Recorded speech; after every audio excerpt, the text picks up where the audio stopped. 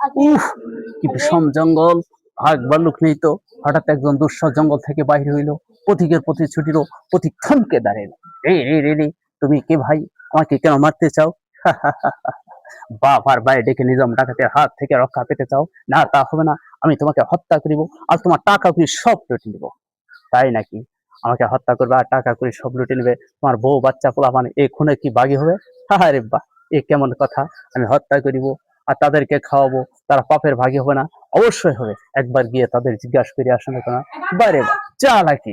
আমি জিজ্ঞাসা করিতে যাই আর তুমি সরিয়ে পড়ো, তা হবে না। আমি তোমাকে হত্যা করিব আর তোমার টাকা করি সব লুটে দেবো। তা না হয় আমার হাত পা বেঁধে রেখে দাও। হ্যাঁ হ্যাঁ, তা করা যেতে পারে। প্রত্যেকের হাত পা বেঁধিয়া বাঁধিয়া পথে ফিরিয়া গেল। ও কিছুক্ষণ পর নিজাম ফিরে আসিল। না ভাই, না ভাই, না ভাই। তারা বলে, আমাদের খাওয়ানো পরানো তুমি সৎ পথ থেকে রোজগার করে নিতে পারো, তুমি অন্যায় পথে যাও কেন? এখন কি করিবে? কি আর করিব? এই তো তোমার হাতের বাঁধন খুলিয়া দিচ্ছি, তুমি নিরাপদে গৃহে ফিরে যাও। আমি আর কখনো কারো উপর লাঠি তুলিব না। কেন আমি পড়ার জন্য পাপ করিতে যাইব?